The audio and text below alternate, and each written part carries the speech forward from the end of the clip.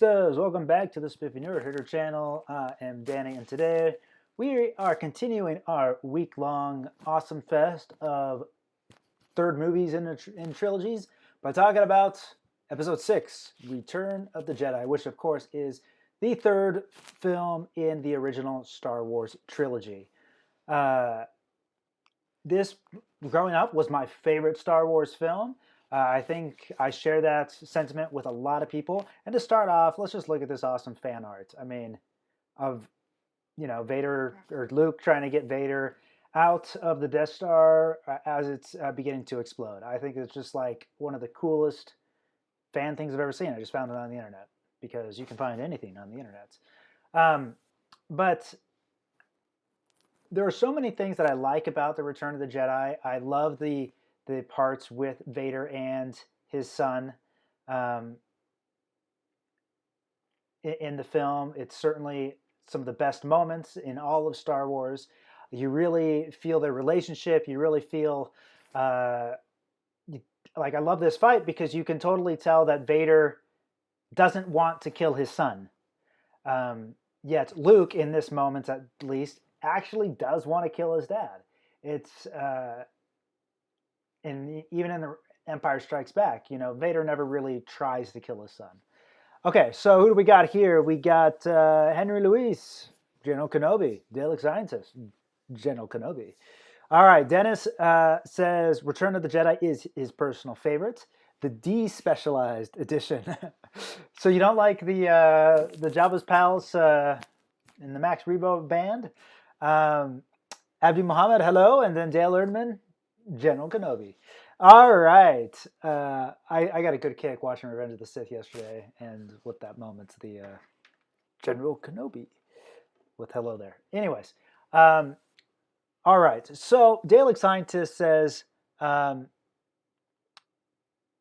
rest in peace, Anakin Vader's arc of the past 6 movies due to bad writing. And then Soda Pop, hello, Billy Bean. What it is, my friend. All right, so what do you guys like about Return of the Jedi? What do you don't like? I mean, as I've watched this film as I've grown older, and I like to know a little bit more about films and maybe look at them in a different point of view, because, good is a point of view, Anakin. There's been a lot of things that, as I see it, that I wish would have been done differently. I made a video about this of 3 things that I would have changed in Return of the Jedi. But the quick recap is I don't know if I love the opening Jabba's Palace sequence. I love the sequence itself, but I also didn't. Hold on a second.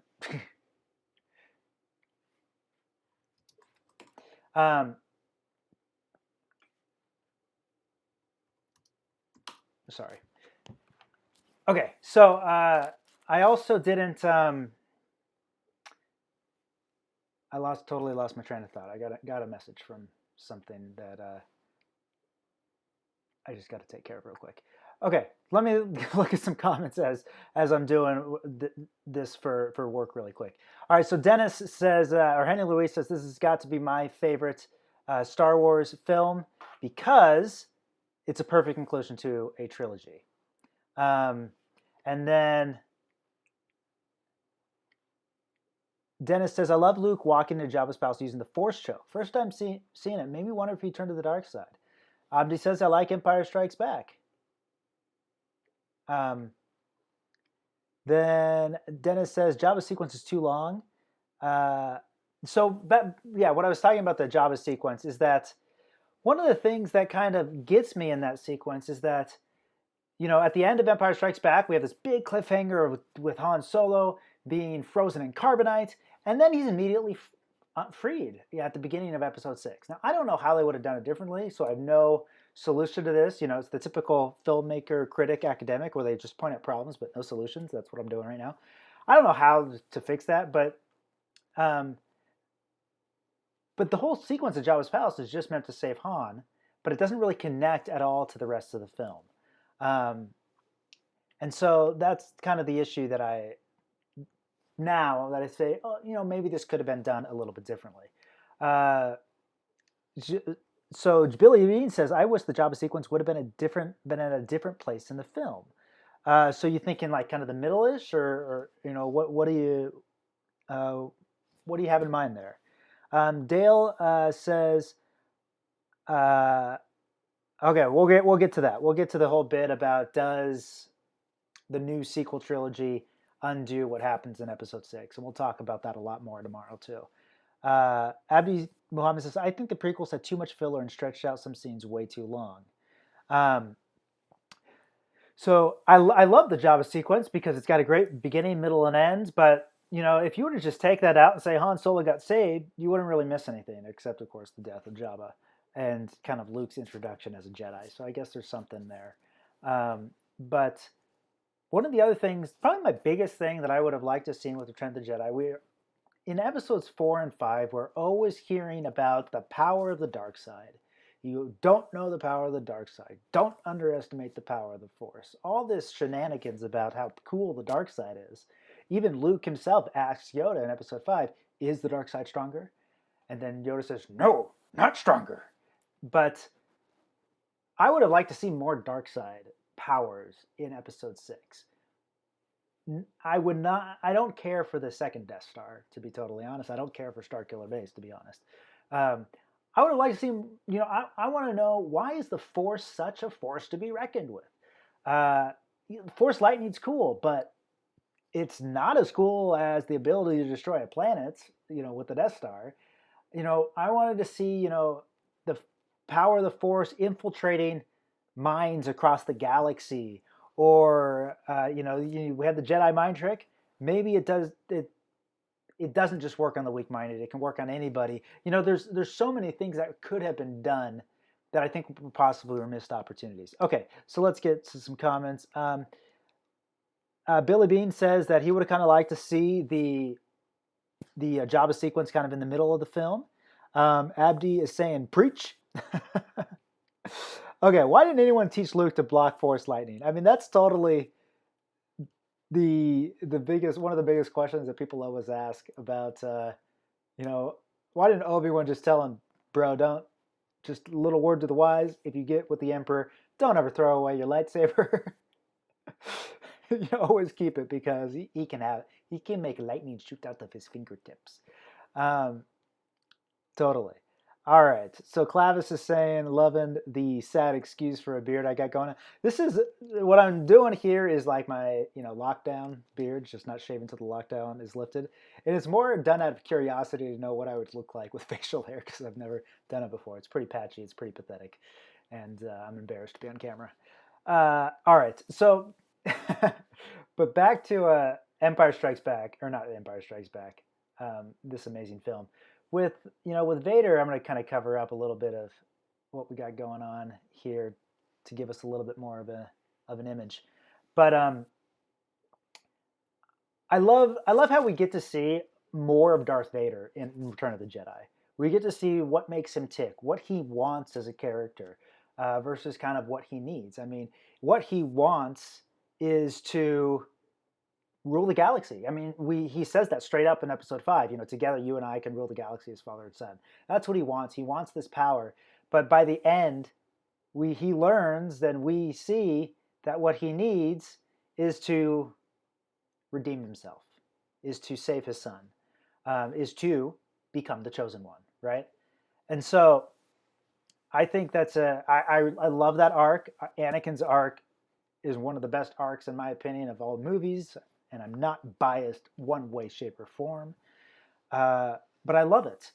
Now, I want to know what you guys think about the right before Vader does this. And again, I can't play sound because I don't want to get copyrighted. But as the Emperor is electrocuting Luke, Vader's looking back and forth, and George Lucas put the no as he lifts him up. I'm like, oh, George, that moment was so great because he didn't say anything. You already knew what he was thinking.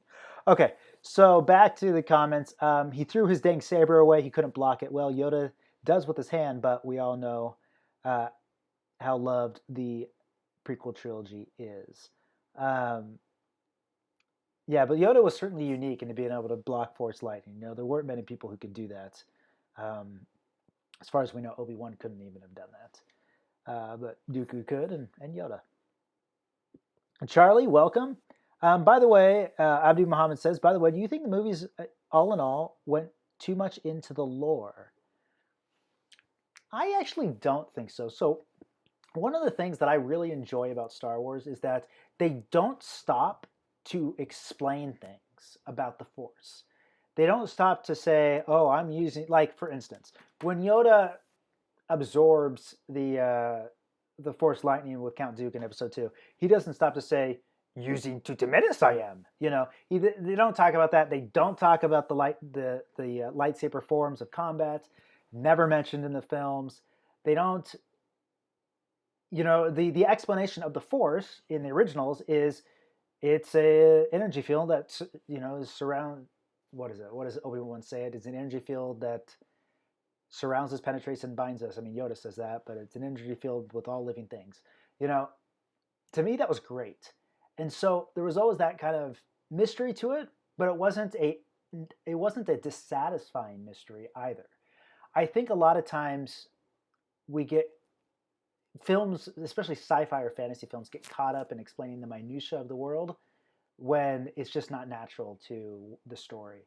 For instance, like as we've been, back from the beginning when we've been writing Vader, even from episode 1, we've always thought, oh, wouldn't it be cool to introduce this force power? Oh, but then we got to explain it and how it works and how it interconnects with this. And it quickly became, no, that's not the way Star Wars works. We can't do that. If you got to explain something of how something is working so the audience understands it, it's no good. Get it out of there. So I don't think Star Wars went too much into the lore. You can always argue one way or the other with the midichlorians. Me personally, given what happens in episode 3 with Plagueis and the midichlorians, I don't think it's too much. But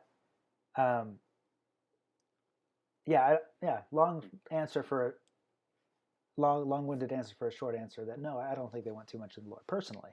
But you're qualifying your question, so I didn't really answer your question. You're saying by lore, I kind of mean history. What do you mean by history? Explain that, and then I'll answer that. Okay, so Dennis says, there is no in my preferred version. What happened to Vader's lightsaber? Episode 10. Well, we know that Luke has it falls down the shaft, I think, because when Vader Boy is getting his hand chopped off, right here,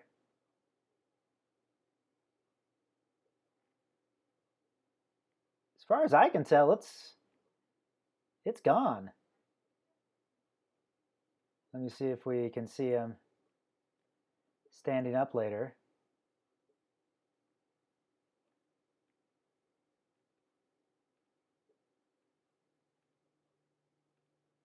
I don't know.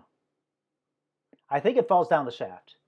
Yeah, because I don't see it there. So I think Vader's lightsaber fell down the shaft with his hand. But Luke does have a necklace with a red kyber crystal when he's on Octu in episode 8. I don't know if Pablo Hidalgo has said whose lightsaber that came from, but it would be cool if it was from Vader's. I mean, I don't think it's out of the question that Luke would not have gone to the Death Star to look for relics, possibly. It's very, very possible that he went there looking for the Wayfinder, maybe. I didn't have Ochi's blade or whatever. That's a whole other topic for discussion. That's for tomorrow. Dale says no, the lightsaber fell with his hand. Okay. All right. Jaden says George probably only added that to justify the no in Revenge of the Sith, and I think you're right. I think the only reason George put it in there was to connect the two films, 100%. That essentially the first thing George has always been very much connecting the films, and I think the reason George put it in there is that it's no is one of the first things Vader says in The Mask, and no is also one of the last things he says in The Mask. I think that's probably what his logic was, and well, he's George Lucas. You can't argue too much with the man. He does have $17 trillion, and he created Star Wars. Okay. Let's see here. I see what people complain about, but I love all the movies. Things happen differently in each trilogy for one reason or the other. I don't need to know that reason. It's It's not about how, it's about what. Well said. Um, let's see here. That gold taco is on a walk and missing out. She's lame. I'm just kidding. We love you. All right. So Dalek scientists, midichlorians were just a way for one to harness the energy field. It's not a new explanation of the Force. Very correct. A lot of people think, oh, the midichlorians are somehow organic and the Force shouldn't be genetic or organic or whatever. But it's like, well, Luke and Leia had the Force because their father was Anakin. So the idea of it being genetic has always been in Star Wars. But at the same time, plenty of non-Force users have Force-sensitive children that are then taken by the Jedi. So whatever. Okay. Charlie says, dude, I find no problem with anything in this movie. Such a perfect ending, honestly, for me. Yep, Vader's saber went down that shaft. Yeah, and when I talk about things I would have changed, that doesn't mean I don't like the film. Let's keep that in mind here. I love this film. Love it, love it, love it, love it, love it. But Dennis says, but that's not the main shaft that the Emperor goes down.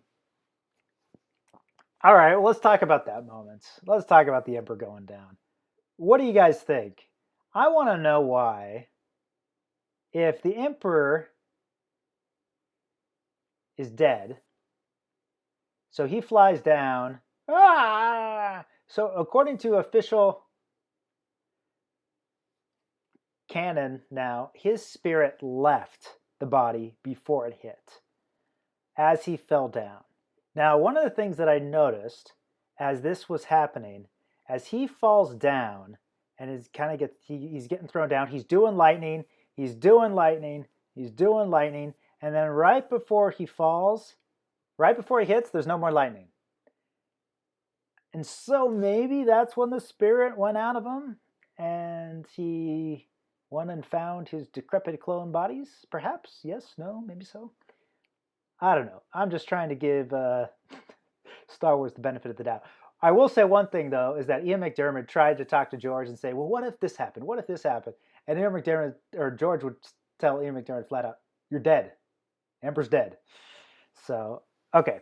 All right, Abdi Muhammad. So, what movies do you think should be made after the sequels? I think character-focused movies should be made.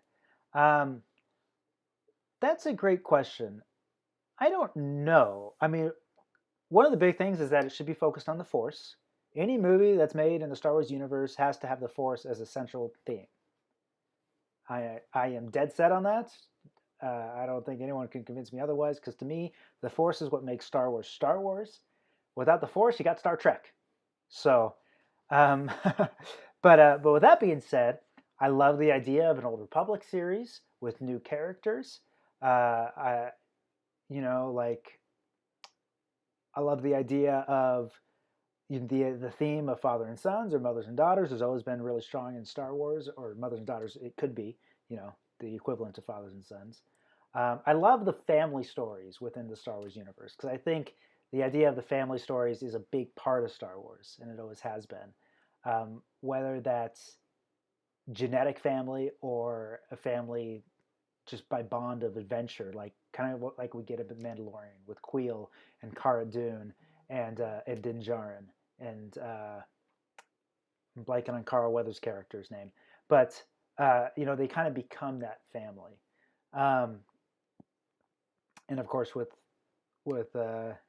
IG, the IG unit, IG-11, whatever his name is, I can't remember. But so I think you gotta have the Force, kind of make it some sort of family story, whether genetic or just by bond of adventure. I love the idea of an Old Republic. I would love to see a film about the Jedi Mandalorian. What is his name? I can't remember. I'd love to see a film about him. I'd love to see a film about the rise of the Sith and their backstory all the way going up to the Phantom Menace. I mean, there's a trillion different stories that can happen. And yeah, I mean, I've just given a few answers of what I would like to see. There's definitely totally more. I want to know what you would want to see, though. So let me know what you want to see, Abdi, because I want to know. Dennis says, I love how the Imperial fleet falls apart as the Emperor is distracted and dies. Shows how powerful the Emperor Was it mind control and manipulation? That's a really good point. That's a great point. So, he falls down and dies. They go in. Okay, so you're saying, because, yeah, the Super Star Destroyer will get destroyed here by the A-Wing. Intensify forward batteries. I don't want anything to get through. Too late. That's a great point, Dennis. I've never really thought about that he was manipulating the events from afar. See, I would like to know a little bit more about that.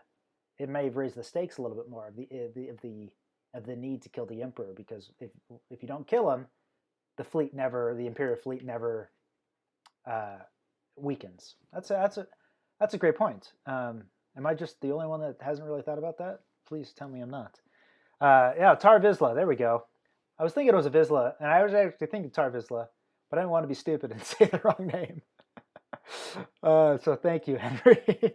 But I think a movie about him would be really cool, like how he goes against his family and his people to become a Jedi, or how maybe the Mandalorians feel betrayed that when they feel anger towards the Jedi for corrupting one of their own. There's so many things that can set up the story behind the Mandalorian Wars and everything like that. I think it'd be a really cool story. Okay, so I'd like a movie with an all alien cast. That's pretty cool. I think that would be awesome. Would be cool if they did a movie about Revan. I mean, since he's one of the most complex characters in the Old Republic. I totally agree. Revan, to me, is one of the best characters in Star Wars. Just the idea that, spoilers, if you've never played Knights of the Old Republic, the original, you've only had about 25 years to play it or whatever. But the idea that a Sith could have his mind wiped to then fight for the Jedi and then have to choose which path to follow after that. I mean, I just love it. And unfortunately, to my everlasting anger and consternation, one of my best friends spoiled that ending for me in the game. And like a year later, I was playing it and I remembered what he had said. Oh, yeah, you turn out to be the bad guy. And I'm like, oh, please don't let that be this game. And of course it was. And I was like, oh, spoiled and foiled. Okay. Din Djarin. I think your second spelling there is correct. Okay. I think I skipped a Henry Louis comment. I always thought that when he went to the world between worlds because of the blue energy being released once he hit the core of the Death Star. Hey, that's interesting too. I had not thought about that. All right. Let's see here. The Rise of the Sith would be excellent. Yeah, I totally would want to see that. They've been in hiding for 1,000 years. What the freak were they doing for 1,000 years? I want to know that. I think it'd be really cool. I think it'd be really cool, the machinations of how to stay secret, of all their failed attempts to get revenge. Because, guys, the Sith weren't being selfless and saying, oh, we are going to lay the groundwork for the next Sith to come along 300 years from now, and they will, get revenge for all of us. No, the Sith weren't like that. I'm sure plenty of Sith tried and failed to get revenge on all the Jedi. I want to see those stories. But, we know for sure that the Jedi Council never knew that the Sith had returned by the time we get to Phantom Menace. And so, but that doesn't mean some Jedi never found out, and in their efforts to tell the Jedi Council were not killed by the Sith, or perhaps were turned to the dark side. I mean, there's just so many things that could happen, and it would be such so sweet. Abdi Muhammad says, I hope the Mandalorian focuses on the fallen Empire and how some people are fighting for control. I think we're going to get there, especially with Moff Gideon. Totally.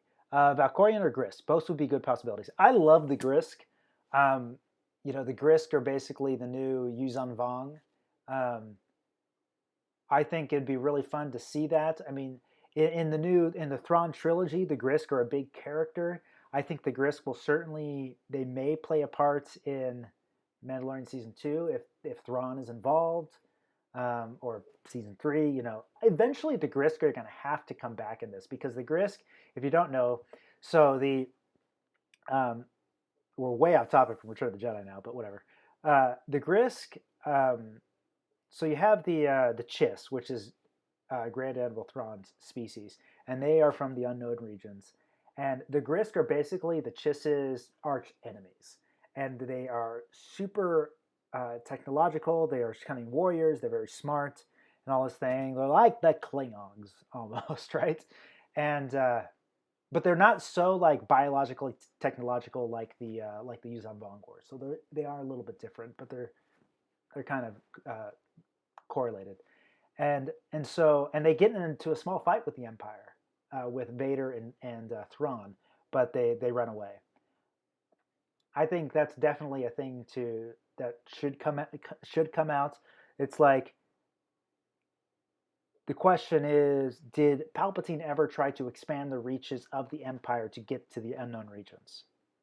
If so, how far did he go, and who did he fight against? I can't believe Palpatine was just content to saying, "All right, I got my 2 million worlds. I'm good." No, I think Palpatine wanted more, but he knew he shouldn't. Okay, Thrawn movie would be cool. Totally agree. Let's see here. I want to see a movie about Luke's wife and kids who are all powerful Jedi. I don't know if we're ever getting that one. I think it would be a big retcon to say that Luke was ever married at this point. I agree, it would have been cool, but I think at this point it's probably not going to happen. The new Dark Ray image from Topps Authentic looks image. Need more Sith movies. If I agree. I mean, the Sith are very interesting, particularly the Sith and their falls and redemptions. Just to have some evil characters isn't good. It's not interesting, and nobody's trying to say that being bad is a good thing. And so, but what makes Vader, for instance, so interesting with Palpatine is how he overcomes pure evil to eventually become good again. It's like the thing we were talking about yesterday. He turns to the dark side for love. He stays on the dark side for hate, but he eventually turns back to the light side for love again. And so his whole circle comes full circle. And to me, that's one of the things that makes Vader so freaking interesting. And if we get more Sith that have similar arcs, it's very cool. And you change up the reasons why. You flip them about. They are bad, go good, maybe go back to bad, and that affects somebody else. A friend or a brother or a father or whatever it might be. Okay. So Dale says, yeah, feed me Thrawn movies intravenously. All right, Henry Louis says, if I made a Star Wars trilogy for Disney, I would have my films be set in the Clone Wars era, Empire's reign, and post Andor. That would be sweet. I mean, yeah, I mean this, the little block of like 45 years we have for the whole film saga is super super interesting. Or I guess it's a little bit more than 45 years with the sequel trilogy. But then there's like millions of years beyond that too, or thousands, I guess. Okay, so Dennis is asking a question about, was David Prowse mad he wasn't the face under the mask in Return of the Jedi? I don't know if he was mad, but I do know he was disappointed because, he was the home slice from the original. He was a bodybuilder. After Episode 4, they replaced him with Bob Anderson for the fights because as a bodybuilder, there was a couple problems. He really didn't move with much agility, and he was also so strong he was constantly breaking the lightsabers, which caused a problem. And so they replaced him with Bob Anderson, who is a skilled swordsman, who also did the choreography, the swordsman choreography for the Lord of the Rings trilogy. And so he's a big-time swordsman veteran. And so he was a little disappointed by that. He was also particularly disappointed by James Earl Jones being cast as the voice. I think David Prowse is Scottish, and so it would have been a very different thing. If you've ever heard the behind the scenes with Vader talking, is like, "Bring me the passengers, I want them alive." It's totally different. And so yeah, I do. From what I hear, he was disappointed that yet again he was not going to be the Vader demasked. That went to Sebastian Shaw, another classic actor. Okay. So Henry Lou says, I've always been against the idea of Luke being married to Mara Jane and having children since George hated Mara and wanted Luke not to get married. That is a true fact. Excuse me. Itch in the ear. Horrible. Yeah, George didn't like Mara Jade. According to him, George never got married. Obviously, he didn't feel strongly enough about it to totally nix the books, but very true. How was a bigger Death Star built 70% of the way in 4 to 5 years when it took more than 17 years to make the first one? Great question. It's always been a huge plot hole, or maybe not a plot hole, but a huge question. I have heard some people, there's plenty of theories, like for instance, that it was already being constructed concurrently with the first Death Star. When you got to the, excuse me, jeez, it's embarrassing. When in the original Return of the Jedi script, there was actually supposed to be multiple Death Stars, and instead of just one. The question of how they were able to keep it secret is also a big, big question. Star Wars Theory did a big video about how the first Death Star was kept secret. But yeah, you're right. I mean, it took years and years to build. But one of the in-universe, canon answers is that the Death Star itself, the casing and everything like that, that wasn't what took so long. It was getting the weapon to work that took the longest time. The actual structure itself didn't really take too long, but it was the weapon. They could not get the super turbo. They couldn't get the super turbo laser to work, and so that's what we see in Rogue One when finally they make the breakthrough, and Galen Erso finally, after all that time, he's put it off long enough, and he knows he has to deliver results, which is why he finally sends Bodhi the pilot to go find Saw Gerrera to deliver the message about how to destroy it and everything like that. And so I think that's probably the most likely answer, the official answer. If I were to bet my money on it, it's simply, it wasn't the Death Star that took a long time. It was just getting the weapon to work. And so by the time it gets to Episode 4, finally it works, or Rogue One, I guess. But because they had got it to work in Episode 6, in Episode 4, by Episode 6, it wasn't the problem of building it. That wasn't the problem anymore. The weapon worked. All they had to do was build it really, really fast. And so I think, to me, that's the answer. So let's see here. Dale says, if you think about where the next future movie may go, the threat of the Sith could be Yoda's species, and they could be fighting the Grysk all along. Then Rey, Ahsoka, and the rest get involved. I think Yoda's species is definitely going to be an Outer Rim thing, for sure. Or unknown regions species. That's why we don't really see many of them. I think that might be a good theory. Okay, they find Ezra and Thrawn. Through that sequence, things happen. We get more movies. Yep. I think definitely we're going to get Rey. Or we're definitely going to get Ahsoka. We're definitely going to get Ezra. We're definitely going to get Thrawn in Season 2. For sure. And Yoda species are going to be somewhere out there in the unknown regions. Because we know that's where Mandalorian's taking Baby Yoda, to find his species. So Clavis is correcting me that he was from Bristol, England. Ship shape in Bristol fashion, and he had a Western farmer accent. UK. Thanks, Clavis.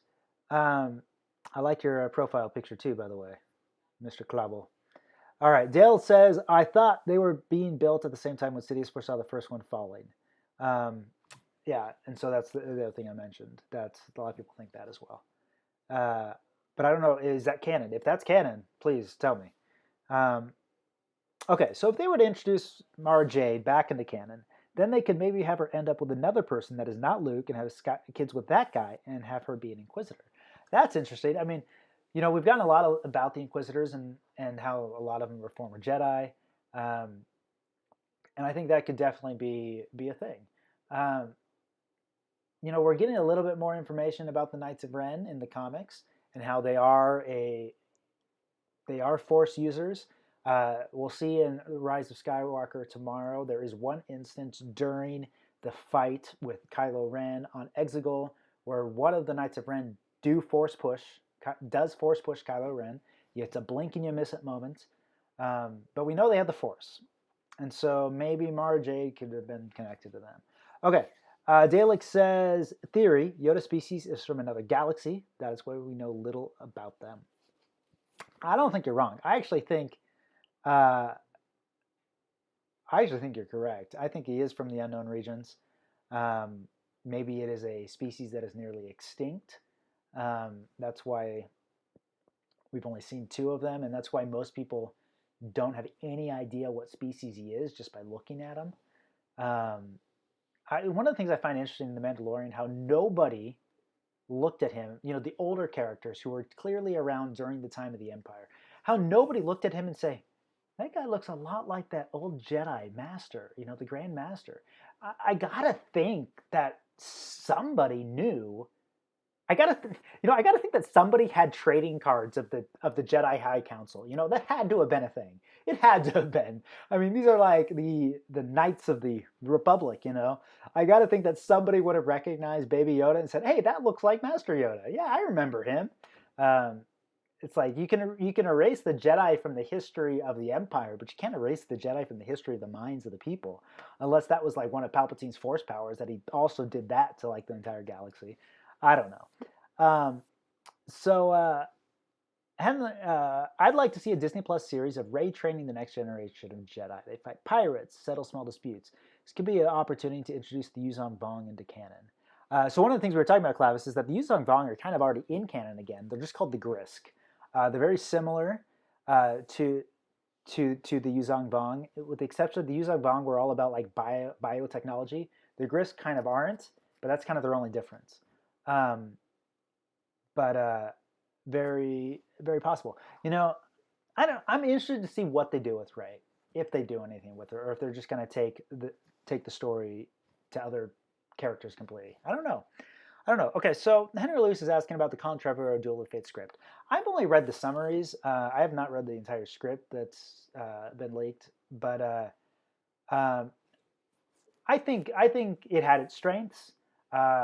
It's been a little while since I read it, so I can't really tell you. Maybe I'll have to read it before we talk about Rise of Skywalker tomorrow. So maybe let me just leave it at that. I'll kind of go through the points, and we'll bring it up during the Rise of Skywalker tomorrow. Hope that's okay. Okay, Star Wars, Beyond the Unknown. Next movie. Let's write it tonight. I like that title, Beyond the Unknown. Okay. Clavis says this could also be an opportunity to explore the history of the Jedi and the Sith. I do like that, for sure. I mean, I would love to see more of the history of the Jedi and the Sith. I would love to see who discovers the Force. I would love to see the creation of the first lightsaber. I would love to see how the light and the dark side, have their first schism. All these things have been explored in Legends, but not in canon, and you can do so much more with it now, and I think it could be even better. Okay, so Charlie says, hey, Danny, fast question. Do you like the latest scene of Luke making his green lightsaber? There's a theory that the kyber he took from the Hut of Ben was Qui-Gon Jinn's.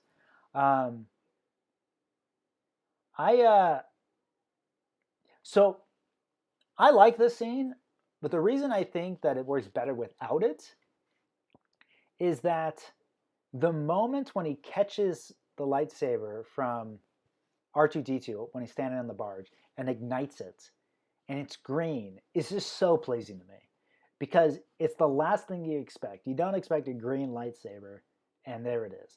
And so by having him tinker with it in the cave, it just takes away that moment. That's for me. That's how I feel about it. That it was Qui-Gon Jinn's. That it was Qui-Gon Jinn's crystal, I think is pretty sweet. I'd be game with that. I like that theory. All right, so Dale says, it had some good ideas, but there's a reason why it wasn't done. Referring back to Colin Trevorrow's script. Okay, Henry Louis says, the one thing about the Duel of Fate script that I find interesting is that one of the Knights of Ren was going to use the Darksaber. Okay, I didn't know that. That sounds cool. All right, would you compare the Emperor to COVID-19, says Stollhouse Studios? No, not to COVID-19. Maybe to COVID-18, 17. I know those don't exist, but maybe to COVID 2022. All right. So back to keep the comments coming, guys, because they make my life easier, and no one wants to hear me talk forever. SW Bricks, hey Spiffy, hey SW Bricks, giddy up, what it is. So going back to Return of the Jedi, we're talking, this week about third films and trilogies. One of the things that definitely Revenge of the Sith and Return of the Jedi do is that they are satisfying ends to their respective trilogies. In Return of the Jedi, all the loose ends are tied up. The Emperor and who he is. totally tied up. Luke becoming a Jedi, tied up. His relationship with his father, tied up. Um, to a certain degree, his relationship with his mother, but not nearly as much. That's more satisfied in the prequel trilogy. Uh, the destruction of the Empire, uh, all of this stuff, everything they were working towards for the first two films is paid off in Return of the Jedi. Um, JSW says maybe COVID 66. Oh, well, obviously. You win. You always do. All right. So Joel Bryan. Hey, Joel. What do you think about Christopher Nolan? Well, I think about him often, particularly when I'm, lying in bed at nights and got nothing else to think about. I really like Christopher Nolan.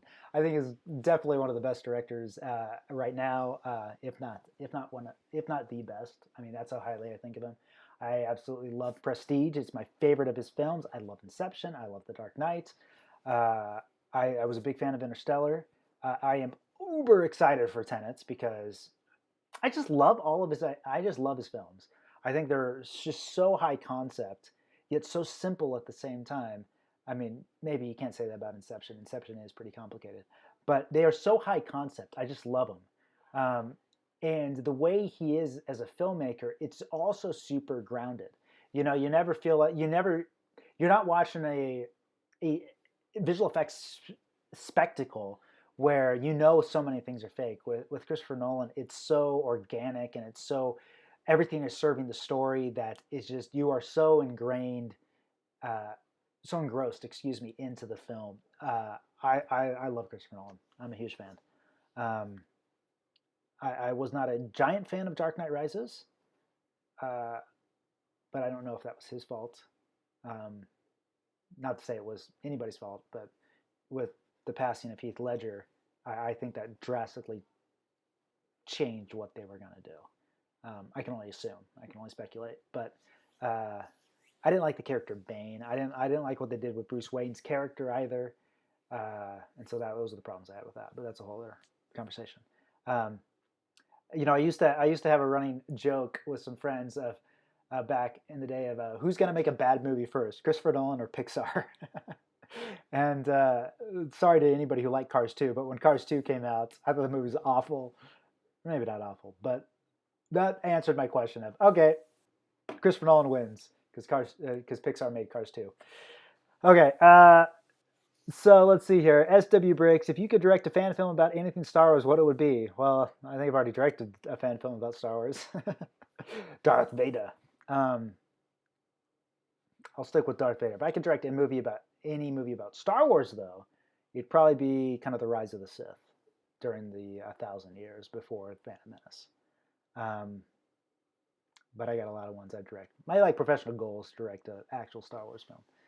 Okay, Henry Lurie says, I would love for Disney to make a series about the first Jedi Order in Act 2, and maybe we can see how they created the first lightsaber, and who was the first to turn to the dark side and go a rogue. I mean, it'd be very interesting for them to be discovering the Force as they went, and particularly as they were discovering the Force, to take it too far. I mean, you always get the impression that the Jedi, and even the Sith sometimes, they're hesitant to take it even further than they can, or than they should, because it's just flat out dangerous. And it'd be interesting to see in the first early days of discovering the Force, characters just take it straight up too far because they don't know any better.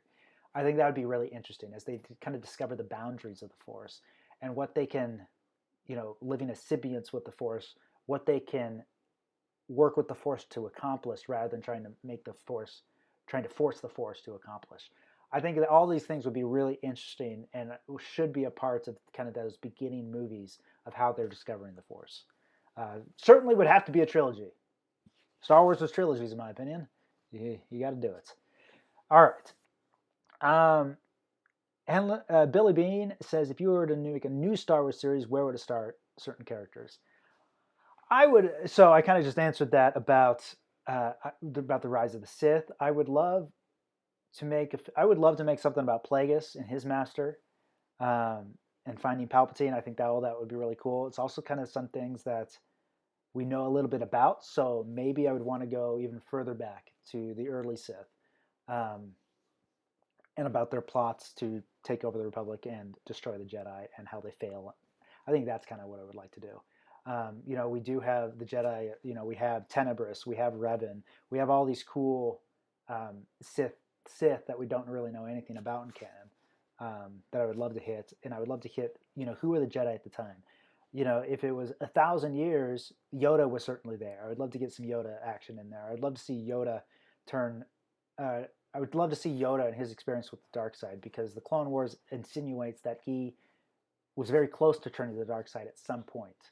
Um, what I thought would have been really cool is that, and this can never happen now, unfortunately, but when Sidious is doing his Force Lightning in Revenge of the Sith, and it's being reflected back onto him by Mace Windu's blade, and he turns all haggard and stuff like that.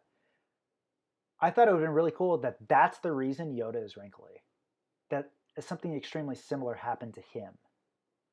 That at one point he had turned to the dark side, and he had a similar experience where Force Lightning made him all wrinkly. Just kind of a fun thing to think about, but with Baby Yoda, it's clear that they're all pretty wrinkly, so can't really happen now.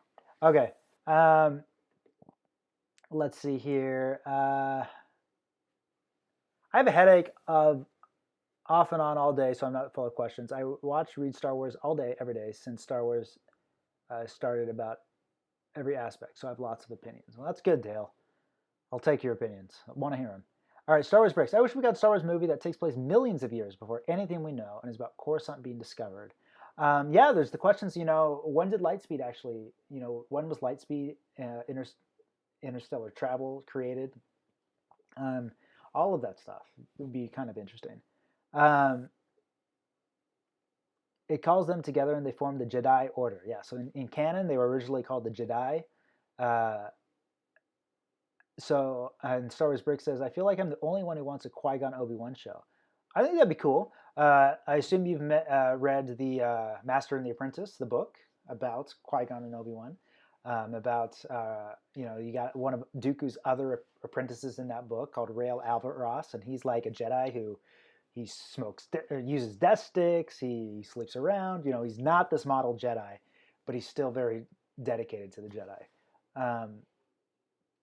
And so you get a lot. Qui-Gon Jinn is certainly an interesting character that deserves to be explored more, since we straight up don't know much about him. But in that book we got a lot. Dale says, I think all the spin-offs are awesome ideas, but do we need them? # make Solo 2 happen. Henry says, if you can make your own series that takes place post The Rise of Skywalker and about the war between the Resistance and the First Order, what would it be about? For me, an X-Wing type story like Rogue Squadron. So if I can make something that was post The Rise of Skywalker, and about the war between the Resistance and the Rise of Skywalker. Do you mean Return of the Jedi? I'm a little confused, because if it's post Rise of Skywalker, the Resistance and the First Order aren't around anymore. Help me know which time period you're talking about. Okay, so Dale Science says, I love episode 3 and 6, and no one talking, all visual, stunning music. Definitely agree. I do love those endings. Mind blown, Dark Side Yoda. Let's make it happen. I would love to see that. I would love to see Yoda's experience with the dark side, because he clearly has it. Ain't no gangster walk into a gunfight and be able to absorb bullets like Yoda. Like he absorbs the Force Lightning. We know that the species Purgi was the first thing with hyperspace. The Purgil. Yeah, you're right. So they do mention that in Rebels. Thanks for bringing that up. That when they see the Purgil, that Hera mentions that when they first discovered hyperspace, it was because of the Purgil and their ability to do it naturally. And so they were a big part in discovering that. Thanks for bringing that up. Forgot about that. All right, so Henry Luis is clarifying post Rise of Skywalker. So if I were to do something post Rise of Skywalker, I would probably take it beyond the borders of the galaxy to the unknown regions. I don't know. I haven't given that much thought, so I'm not 100% sure. I'll have to think about that. Okay. The Purgil are pretty interesting. When I first saw Solo, the big, creature that gets sucked into the gravity well when they're doing the Kessel Run. At first, I thought that was a Purgle when I first saw it. I'm like, what the freak? They got a Purgle in there. But it wasn't. So it wasn't that cool. But it would have been cool if it was a Purgle and the Purgle, tried to, maybe it did the hyperspace out of it and gave Han the idea or something. I don't know. Okay, the Master Apprentice novel was good, and I think the Qui-Gon show could be really interesting because I think that he is the model Jedi in the eyes of the Wills, the ones, the father, the son, and the daughter. That's interesting. That's certainly interesting. I mean, we know that he was a big. Of course, he was chosen by the Wills to overcome death, to become one with the cosmic force. So yeah, that's interesting. The more I think about like the cosmic force and the way the force works and everything, the Wills, the more I'm intrigued to see George Lucas's treatments for the sequel trilogy, which, from what we hear about, did involve the cosmic force, was involved in the microscopic level with the midichlorians and all that stuff. And initially we fear microscopic, or the midichlorians, microscopic, Wills, and the cosmic force. That kind of just all sounds stupid. But I'm very interested to know what it actually said, because I think just discounting it, oh, that sounds dumb, is a big mistake. I mean, it's George Lucas. For all the flaws the prequels had, the story's pretty solid, in my opinion. But plenty of things I would have changed, but there's plenty of things you change in any movie, and that's okay. Okay, so we're coming up on an hour here. Anything else about Return of the Jedi we want to talk about? I better... of course, we got Ewoks. Can't go wrong with teddy bears. The bits with the Emperor. The Emperor is just awesome in this movie. Ian McDiarmid's performance is incredible. From what I hear, they were always planning on looping him. Looping means replacing his voice. So he just went all out, and they went with it because you gotta give it all with your performance. The guy Steve, who played the Emperor in Shards of the Past, he was not the voice. But he went all out with his performance, and there was actually a point we could consider just keeping his voice, but we eventually went with the voice actor Bradley, because he just sounded more like the Emperor. So you got to do that as an actor, even if your voice is getting replaced. You still got to go all out, because it comes across in performance. Okay. Egging on Skywalker to take his place. Here's something that you may have heard about, when, let me see if I can find the place. When they get to the Emperor, when Vader and Luke get to the Emperor,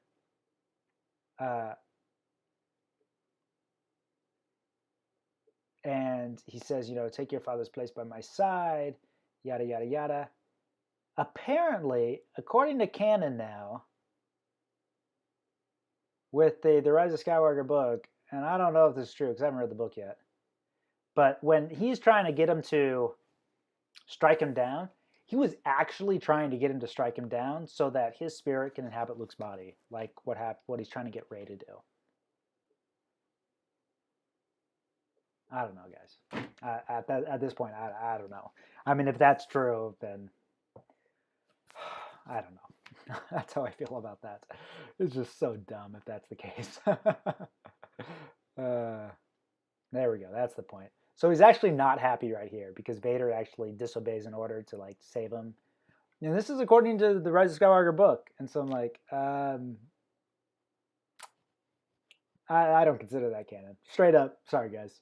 I'm not buying into that. Okay. Warwick Davis, First Apprentice, of course. Warwick Davis played Wicket. There's a theory that the Ewoks might have eaten stormtroopers on Endor after the battle, which sounds terrifying to think about. I think actually there is a Galaxies of Adventure story where they are, I think, going to eat them, but Leia stops them and helps them and gets them provisions, gets them food. So that's not far-fetched. So they actually established in canon that the Ewoks do try to eat the stormtroopers, just like they were going to eat, Han and Luke and Chewie. But Leia stops them and gets them food. So I think that kind of settled that debate. It was kind of a funny video. Okay, Return of the Jedi is my. So let's see here. J.K. Ultra says Return of the Jedi is my favorite Star Wars movie. Revenge of the Sith is my first. Revenge of the Sith. Revenge of the Sith is definitely my favorite. I don't know what number 2 is for me. I love Rogue One. Love me some Rogue One. So, but I don't know. All right. Star Wars Brick says I have a theory that Sidious wanted Anakin's body because he wanted Luke's, and Anakin has more potential in the Force. Very possible. Clavis confirms that Leia stops them from meeting the Stormtrooper in Forces of Destiny. Oh, so it's Forces of Destiny, not Galaxy's Adventure. I always get those two mixed up.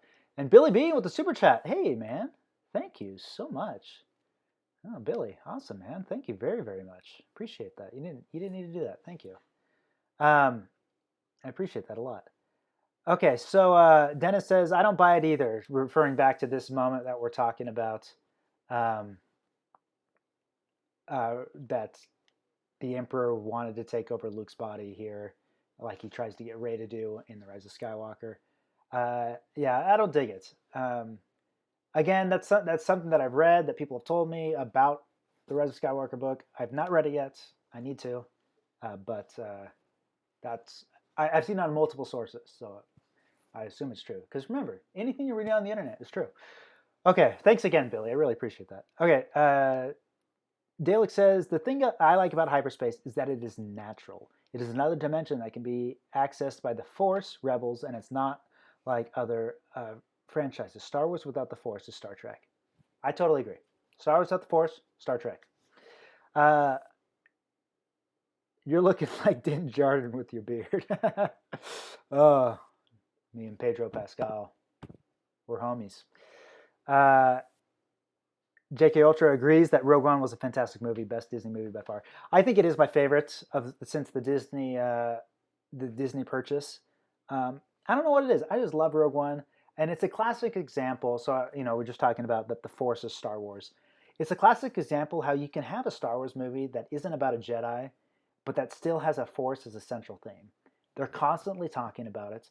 They're constantly referring to it. It's a huge part. Even the Kyber crystals themselves are kind of like these Force sensitive things, and so it's just a great example of how the Force always can be in Star Wars in some way, shape, or form, even if you're making a movie about characters who may not be Force sensitive.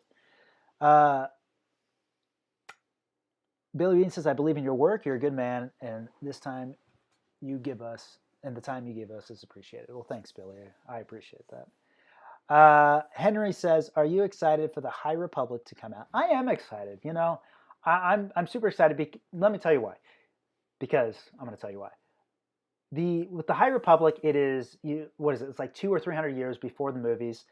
It's totally separate than anything that's been done before. And the reason I'm excited is because all these new books and comics and everything that we've been getting for Star Wars has always felt just a little bit subpar. And what I mean by that is that it always feels like they're holding back a little bit, just a little bit, because they don't want to do anything big, because then they won't be able to make a movie about it. You know what I mean? It's like all the books, they can't be too good of stories. They can't they can't talk about a too big of an event, because then you can't make a movie about that thing. It's like, if you're going to bring back Mace Windu, for instance, that's going to be a movie. They're not going to do it in a comic book. But with the High Republic, and I just use that as a random example, but with the High Republic, they flat out said that they're going to be able to do anything they want to because it doesn't connect to existing literature. It doesn't connect to existing canon. So I'm really excited about it. So I think that the stories they tell will be able to be really big and exciting, because they're not going to be hamstrung by being worried about, we can't tell that story because if we tell it here, we won't be able to use it in a movie here. And so let's just water this down a little bit, or let's talk about something obscure that nobody's going to really want to see a movie about. So that's one of my high hopes for the High Republic. High hopes for the High Republic. Okay. So Henry says, confirms, it's 200 years. Star Wars Brick says, with the rise of Skywalker logic, Mace Windu should have grabbed Kit Fisto's lightsaber and killed Palpatine the way Rey did. Uh, let's see here. I like Rogue One and The Mandalorian because you don't need a Jedi or Sith for a good movie. I do enjoy The Mandalorian as well. My son Luke loves it. Oh my gosh. He wants to be the Mandalorian for Halloween this year. Dale says they don't want to reveal anything because they can't bring Maul back if they prove he's dead. Or Mace. I wonder who would bring. Oh, I wonder who would bring back Mace. Oh, I don't know what you're talking about. Star Wars theory. Star Wars theory. That's always been his thing. You know, when he first talked to me about his idea for the web series or for the short film at the time, he's like, I want to fight between Vader and Mace. And everything blossomed from there, and it's been fun ever since. So he had a good idea.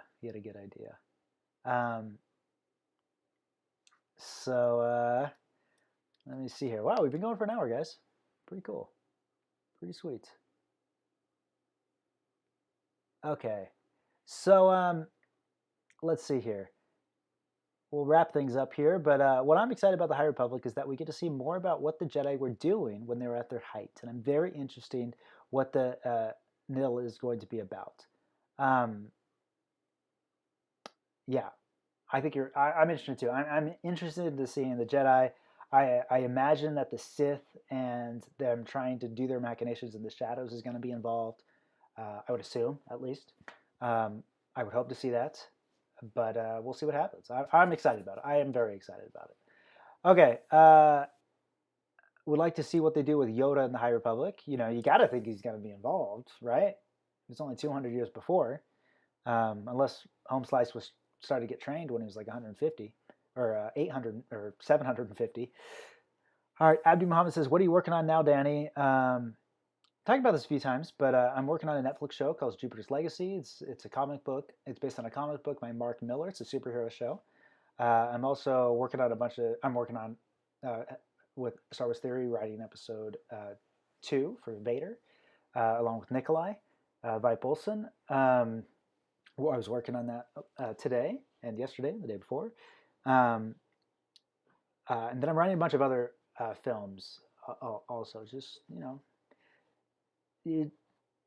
it takes years to become an established director. You know, everyone I talk to says it takes about at least 10 years once you get out of film school, and that's on a good that's a good estimate. I've been out of school for 4 years now, so I figure within 6 years I'll get there. Okay. A Star Wars Break says a Star Wars character ain't dead till they show their spirit drifting away from the body. For example, Maul in Rebels, basically. Whatever happened to Yaddle? I'm not sure what happened to Yaddle in canon. I can't even remember what happened to her in Legends. I know there's some comics that are based on her, but I can't remember. I don't know. She dies in Order 66, if not before. All right. Do you prefer the new Return of the Jedi ending showing the celebration on 3 planets of the original? I definitely prefer the special edition ending. I think it's much more climactic. You know, I grew up watching the special edition. And so when I finally saw the original, I was actually like, well, that's it. Ugh, that's not very climactic. So of all the changes that George made in the special editions, I certainly like the big celebratory ending of Return of the Jedi. I think it's much better. Let's see here. Jam Suarez, another happy landing. I talked about that one yesterday. I love how he says that, yet they just destroyed an entire control tower and probably killed everybody inside of it. Okay, Henry Lewis says, and what I like about the High Republic is that they are not movies because making them a trilogy would be overkill. Some people want them to be a film, but I disagree with them. I think for Disney, it is an experiment to do a time period that is completely out of the realm of anything that we've seen in Star Wars, and I think it's a good experiment to do it as a book first. You know, personally, you know, if I were a filmmaker, I'd be like, let's just make the movie. But I think they're finally showing a little bit of restraint to trying to figure out how Star Wars works, rather than just running in with money in the eyes. So I think it's good for Disney to do that. Okay, was Yaddle in Revenge of the Sith? I don't believe she was. I think she was not on the Jedi Council at that point. In Legends, she dies between episodes 1 and 2. Okay, well, there's our answer. Thanks, Star Wars Breaks. Dale says, Danny, I love these. Had to work last night, so I missed Revenge of the Sith. Sorry, man. In Legends, she sacrifices herself to save Obi-Wan and teenage Anakin. Again, about Yaddle. To quote a prequel meme, we watched your career with great interest. Okay, I don't want to miss The Rise of Skywalker tomorrow, but I work again. Oh, sorry, man. Sorry. So yeah, so let's cut it off there. Again, thanks Billy Bean for the super chat. I appreciate that a lot. But thanks everybody for watching as well. It's so fun to talk to you guys, especially about Star Wars. I mean, that's what got me into movie making in the first place, you know. And then it's just been compounded with Lord of the Rings and Christopher Nolan films and everything. You know, I love Star Wars. I love all Star Wars. You know, I often used to call Episode 1 the least best of the Star Wars, or Episode 2 the least best. You know, I love Star Wars, and I hope they just keep making them until the day I die. You know, I'd be very sad if somehow they just decided to stop making them because maybe fans complain too much, or I complain too much, or whatever it might be. So I hope they always make them. But tomorrow will be The Rise of Skywalker, so check it out. We'll talk about it. We'll go deep, and I'll try to look through the Colin Trevorrow script beforehand, so maybe I can know a little bit more what I'm talking about when it comes to that. So yeah, enjoy it. And oh, another thing about the show I'm working on, just real quick. What time is The Rise of Skywalker? It'll be generally around this time. I'm working during the day. I'm working on Netflix during the day, so it's kind of just a matter of when my work is tapering off that I am able to do it. So I try to do it around this 7 and 8 Pacific time. Generally, is when I try to do it. But Matt Latner, who does the voice of Anakin Skywalker in the Clone Wars, is one of the main characters in the show I'm working on. He's a really good actor. He's actually probably my favorite character in the show. I've been really pleased with him. So again, it's called Jupiter's Legacy. You can check it out on like IMDb. It'll probably come out later this year. So, but thanks guys, appreciate it. I'll see you tomorrow night. Tell your friends about it, and remember to stay spiffy and don't do anything I wouldn't do twice.